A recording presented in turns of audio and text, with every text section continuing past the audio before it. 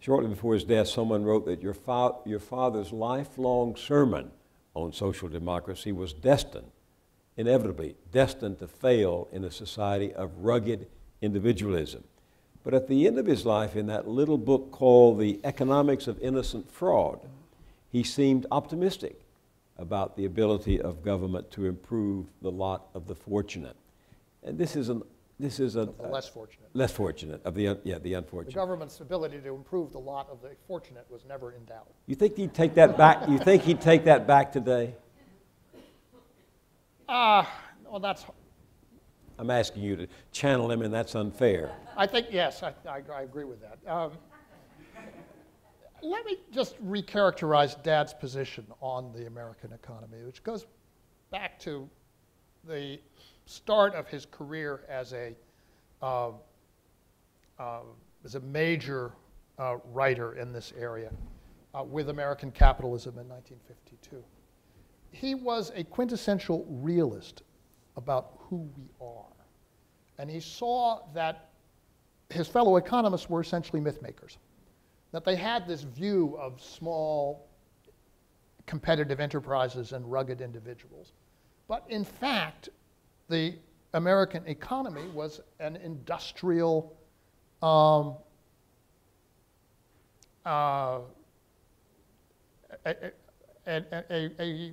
colossus of industrial power, which was rooted in large corporations, powerful unions, and a strong government. That was clearly the case, and anybody who had come through the Second World War and been part of the management had dealt with that on an hour-to-hour basis.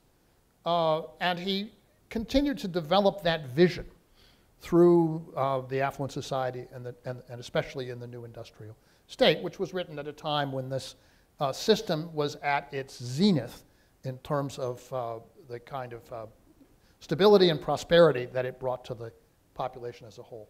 So he, on the whole, was quite optimistic about the ability of American institutions to deliver an acceptable outcome.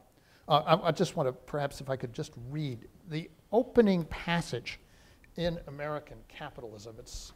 I read this at his memorial service because it was the first sentence of the first major book.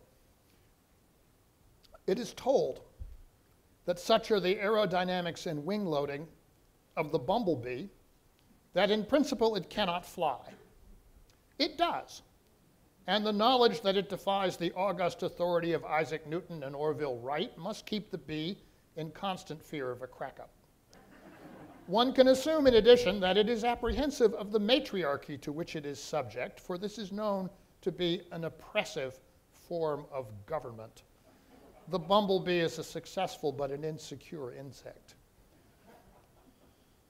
If this all be true, and its standing in physics and entomology is perhaps not of the highest, life among the bumblebees must bear a remarkable resemblance to life in the United States in recent years. So he had, as I say,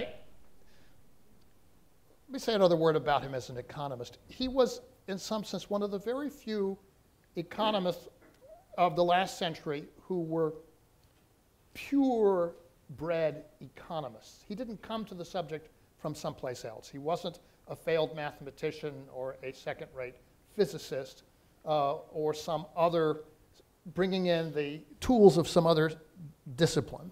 He came up in agriculture, matured in the management of the wartime control system, studied the effects of strategic bombing. It was economics and economic processes all the way through for him. And so he felt that what economics should do is cope with the system as it is. And from that point of view, given the problems that we have now, I think his approach would have been, well, I have to say, I think it was very similar to mine. Let's analyze the fundamental causes of the crisis. Let us see what went wrong. And let's see what tools we happen to have that we can use. In this case, as I said earlier, the fundamental problem was a breakdown in the rule of law in the financial sector. The essential solution is rooted in the use of the Department of Justice in an effective way in the first instance. And then you have to use powers to restructure the institutions that you will have